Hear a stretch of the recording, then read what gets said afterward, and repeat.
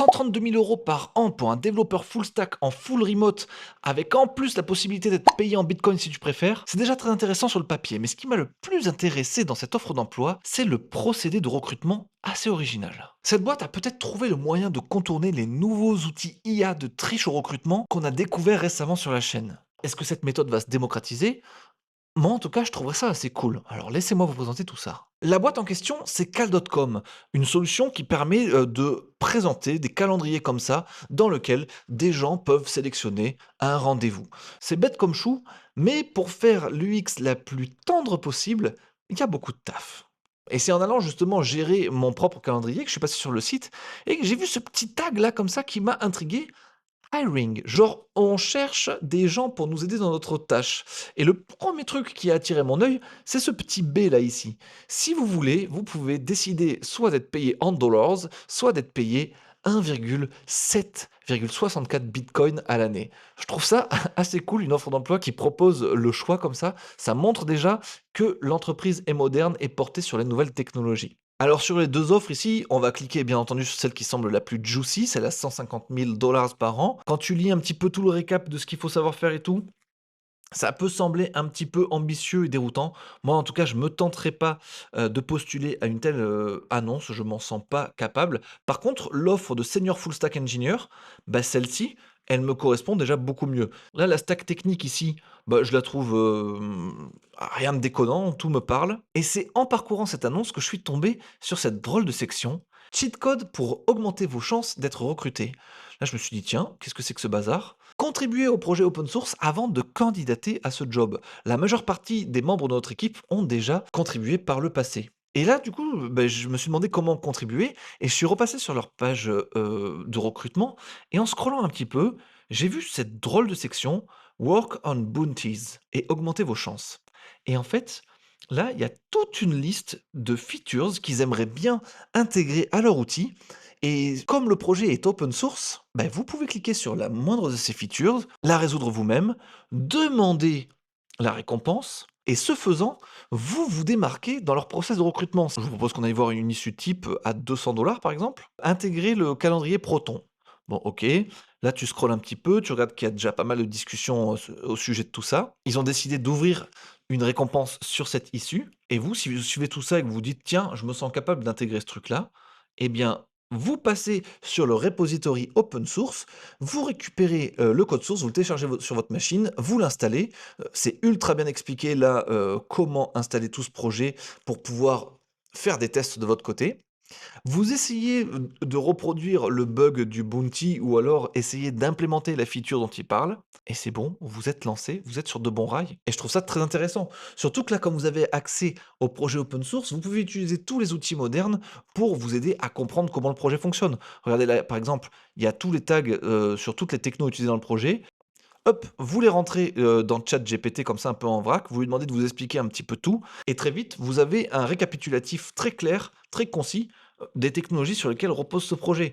Donc rien que pour apprendre, c'est déjà assez cool. Dans le cas où vous avez sur votre machine répondu à la bounty, que votre truc fonctionne et que vous pensez que vous méritez la récompense, vous ouvrez une PR. Dans le titre de la PR, vous calez, cette chaîne de caractères, donc claim plus le nom de l'issue et si ça marche bien, si la PR est mergée au projet, vous recevez votre paiement dans les 2 à 5 jours qui suit le merging. J'adore le concept, j'avais jamais vu ça de ma vie et je trouve ça vraiment trop chouette. Alors, on peut se demander, est-ce que ça vaut le coup, de résoudre des bounties comme ça, sans plan derrière?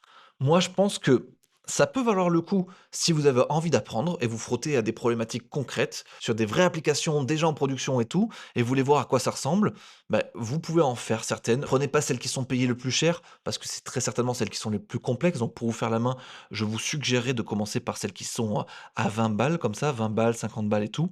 Vous commencez comme ça pour, vous familiariser avec le projet, avec le repository et tout et puis, si ça vous a amusé d'en résoudre une, faites-en 2, faites-en 3, récupérez, les low hanging fruit comme on dit et si vous avez pour projet de vous faire recruter, faites-en un maximum. Dans tous les cas, le temps sera pas entièrement perdu parce que vous allez gagner un petit peu d'argent de poche et en plus, à la fin, ça vous démarque des autres fois 1000, fois 10 000. C'est certain, si vous avez déjà échangé avec eux sur les repositories, que vous avez déjà dialogué sur des PR que vous avez ouverts, et cetera, vous montrez que vous savez faire plein de choses, vous montrez que vous êtes apte à travailler dans leur équipe et dans ce cas, le recrutement, bah, il se fait de manière ultra fluide. Vous avez même pas à faire des tests techniques en plus, puisque vous avez déjà prouvé votre skill en résolvant ces issues. Moi, je trouve ça vraiment très, très intéressant, encore une fois, cette manière de faire. C'est pour ça que j'en fais une vidéo, c'est que je ne connaissais pas et que je découvre ça et je trouve ça très smart, très cool. Et j'adore comment ils ont fait un usage absolu de GitHub pour gérer, tout ça. Ils ont utilisé des tables, genre la table discussion. Personnellement, moi, je l'ai jamais utilisé sur aucun de mes projets.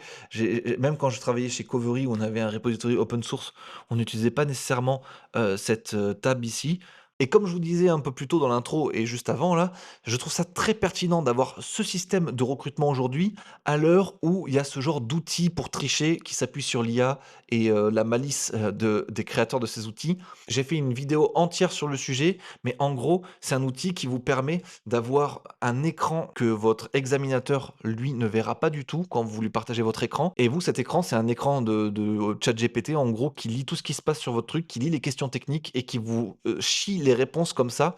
Et en plus, cet écran-là, pour ne pas être flag, pour ne pas voir que vous fixez votre regard sur une partie de votre écran sur laquelle vous ne devrez pas avoir votre attention, cet écran suit votre regard. Donc c'est vraiment transparent au niveau de l'examinateur, il n'y voit que du feu. Et donc ça ce genre d'application de triche aujourd'hui, ça pose un grand problème dans les processus de recrutement, modernes. Mais eux, pour le coup, bah, ils sont pas victimes de ça parce que je pense que le test technique, c'est plutôt la résolution de bounty, encore une fois. Donc vous pouvez pas vraiment tricher. Avant qu'on parle du monde de l'emploi, complètement saturé et en quoi ce genre de process de recrutement peut aider un petit peu des gens, désespérés qui ne trouvent pas de taf. J'aimerais vous dire que si vous aimez ce genre de petites vidéos, de petites trouvailles, de petites pépites que je partage avec vous, bah, n'hésitez pas à vous abonner à cette chaîne secondaire que j'ai créée il y a peu et qui rencontre un succès énorme. Jusque-là, vous avez l'air de trop kiffer le concept, ce qui me fait un plaisir énorme. Donc merci pour le soutien à ceux qui sont déjà abonnés et abonnez-vous à ceux qui ne le sont pas déjà. Tout le monde se plaint dernièrement que le monde du développement est oversaturated, que les juniors, ils ont aucune chance de se faire une place, qu'ils ont postulé à des milliers et des milliers d'offres d'emploi et qu'il y a rien qui vienne pour eux et tout. Ben moi, à cette heure-là où tout le monde est un petit peu dans les cordes et n'arrive pas à trouver du taf et tout, je trouve qu'avoir ce système de bounty, encore une fois, où vous pouvez vous illustrer et démontrer votre skill en faisant des choses qui vont servir la boîte et en récupérant un peu de thunes au passage pour remercier votre travail, puisque tout travail mérite salaire, eh ben je trouve ça plutôt pertinent, intéressant. J'aime beaucoup l'idée. Qu'est-ce que vous en pensez vous? Est-ce que dans mon excitation, il y a des dérives que j'ai peut-être pas, envisagées, que je capte pas? Est-ce que vous voyez d'un bon œil ou d'un mauvais œil? Moi, sur le papier, je trouve ça stylé. Et si je suis dans la position de quelqu'un qui trouve vraiment pas de taf, bah, plutôt que d'attendre qu'on réponde à mes mails et cetera machin, je préfère avoir ce chemin proactif où au moins j'ai l'impression d'avoir mon destin entre mes propres mains. Donc merci à Qualcomm pour l'initiative et merci à Qualcomm d'être une application aussi stylée, vraiment pour gérer nos campagnes de marketing avec Meet Sponsor. C'est très, très, très pratique. Donc, big up à vous. Si vous voyez cette vidéo, n'hésitez pas à laisser un petit commentaire, les amis de Cal.com. Et si dans ma communauté, il y a des gens qui résolvent des bounties de Cal.com, faites-me le savoir sur Twitter ou sur YouTube ou peu importe. Je suis trop chaud de voir ce qu'il en est. Et même si vous résolvez une petite bounty, je suis chaud pour qu'on fasse un petit follow-up, qu'on fasse une petite interview. Donc, n'hésitez pas à me faire signe si vous faites ça. C'était Benjamin Code. Ciao.